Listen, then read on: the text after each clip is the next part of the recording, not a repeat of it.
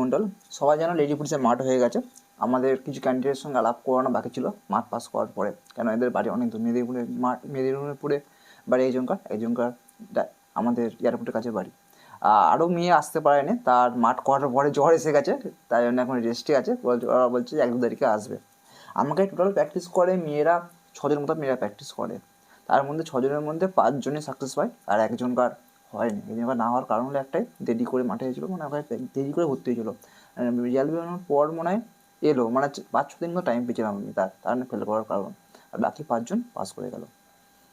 আমাদের মাঠ পাস করা কিন্তু 100% সাকসেস রইলো। আমি প্রতিবারে কিন্তু প্রমাণ করে আমি দেখাই যে আমি কতটা সাকসেস মাঠ পাস করাতে। আজকে তার প্রমাণ দিই, আমি সবসময়ের জন্য প্রমাণ দিই যে আমার কাছে মাঠ কাউন্সিলররা পাস করছে। হ্যাঁ, আজকে হয়তো আমার চ্যালেঞ্জটা ছোটো বা আমার একাডেমিটা ছোটো, আমি হয়তো একটা হচ্ছে বড়ো কথা হলো আমার কথাবার্তা। আমি ঠিক গুছিয়ে কথা বলতে পারি না, গুছিয়ে প্রচার করতে পারি না। তার না আজকে একাডেমিটা যে ছোটো, আজকে আমি খুব বাতলা মারতে পারি না, গুছিয়ে কথা বলার বাতলা মারাটা পারি না বলে আজকে একাডেমিটা এই জায়গায় দাঁড়িয়ে আছে। আমাদের সত্যি কথা বলতে বাচ্চাবেলা থেকে আমরা দৌড়ে গেছি।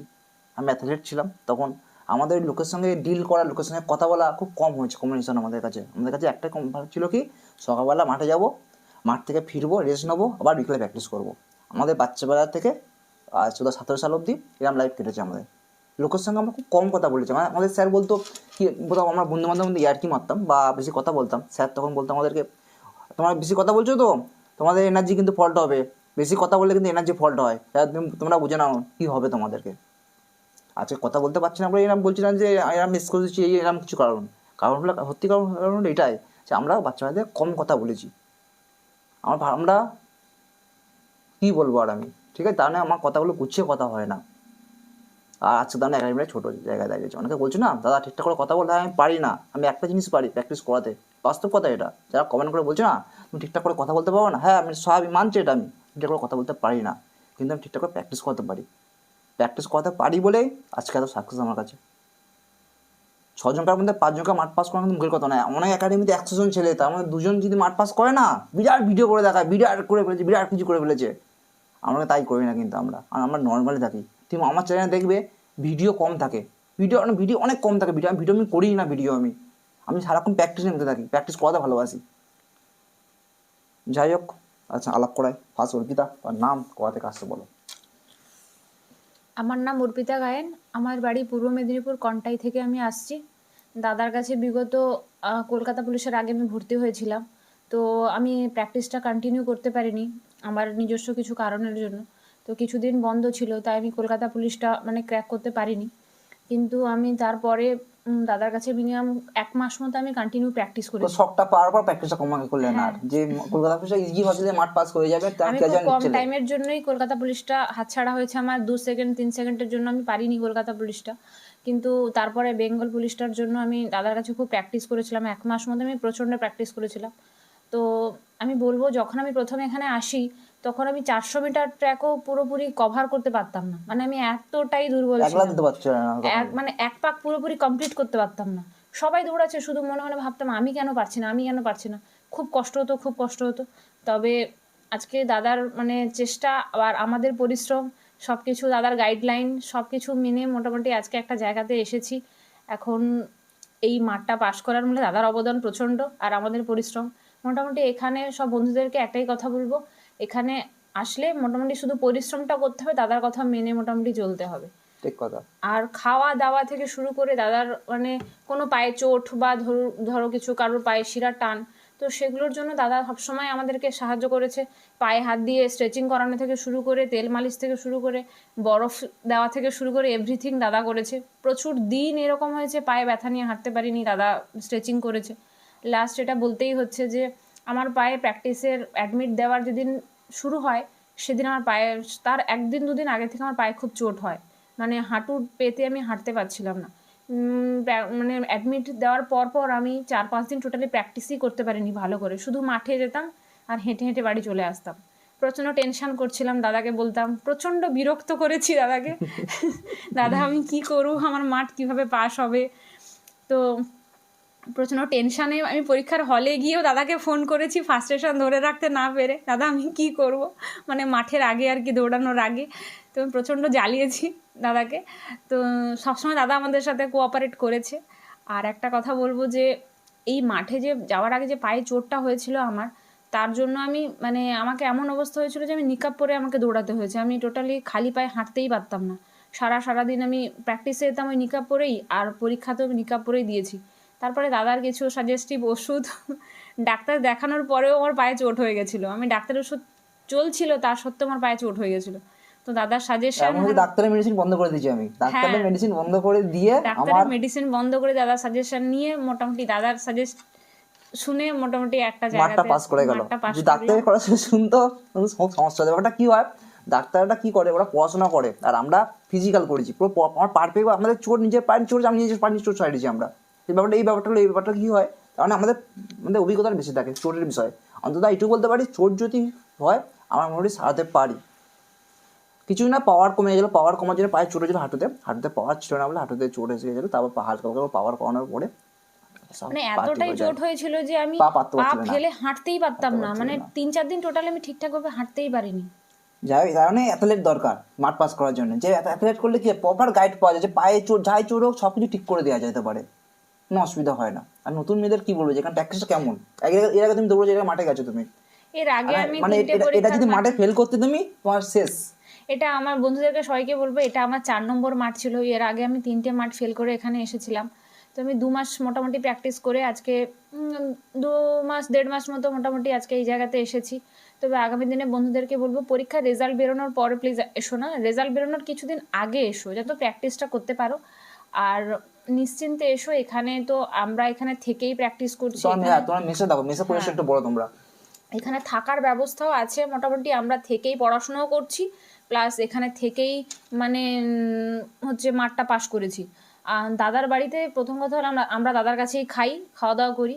আর সব থেকে যেটা বড় ব্যাপার হলো, বাড়িতে থাকলে আমরা কিন্তু প্রপার গাইড মেনে চলতে পারি না, যেটা দাদার কাছে থাকলে হয়।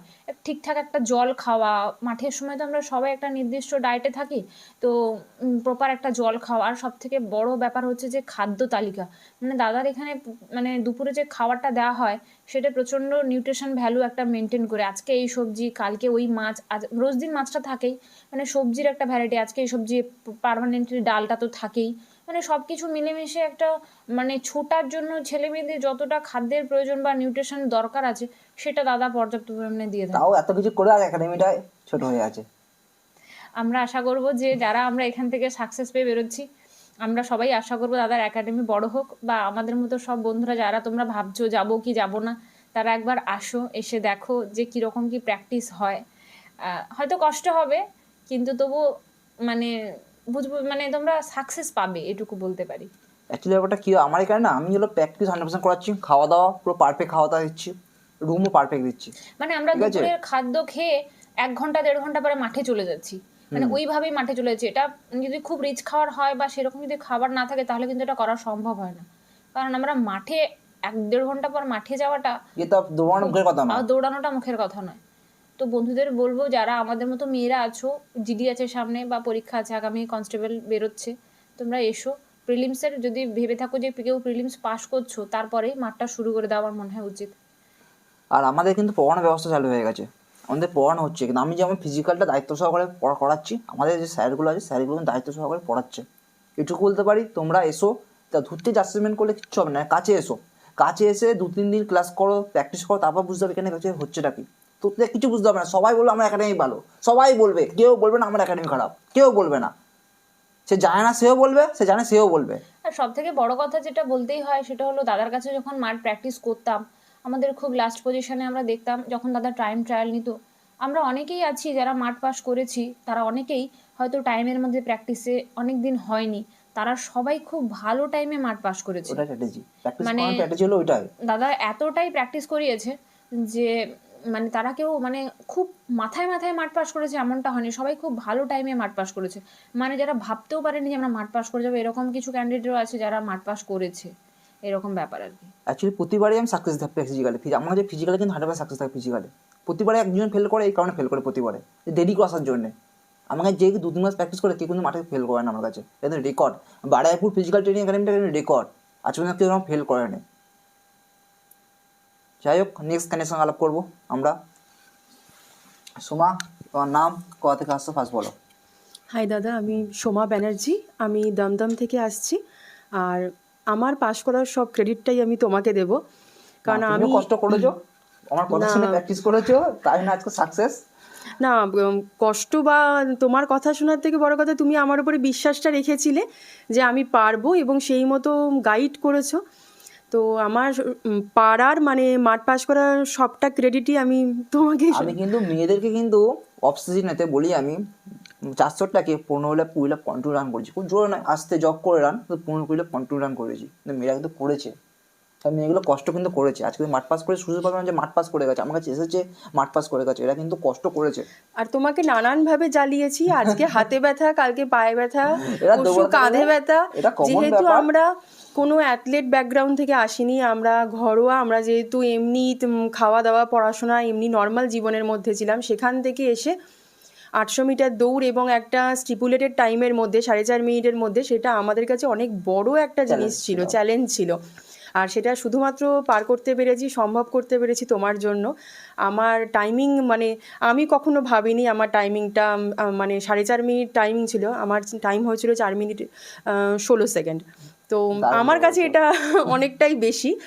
তো আর একটা কথা বলবো, যে যারা আসবার কথা ভাবছো, অনেকেই মেয়েরা যারা, তারা অনেকে ভাবে বা তাদের পরিবারের অনেকে ভাবে যে কি কতটা সেফ একটা মেয়ে গিয়ে থাকবে। ঠিক কথা। তো আমি সেই ক্ষেত্রে বলবো যে অ্যাথলেট হিসাবে তো দাদা ভীষণ ভালোই, তার সাথে সাথে মানুষ হিসাবেও দাদা ভীষণ ভালো এবং সত্যি বড় দাদার মতন সব দিক থেকে গাইড করেছে। কি খাবে কি খাবে না, আর জল কতটা খাবো, ড্রাই ফ্রুট খাবো কি খাবো না, সব দিক থেকে গাইড করেছে। এবং আমরা যে মেসে ছিলাম, সেই মেসের কাকুর ব্যাপারেও আমি বলবো, কাকুও খুব ভালো, মানে অ্যাকোমোডেশনও খুব ভালো, ফুডও খুব ভালো।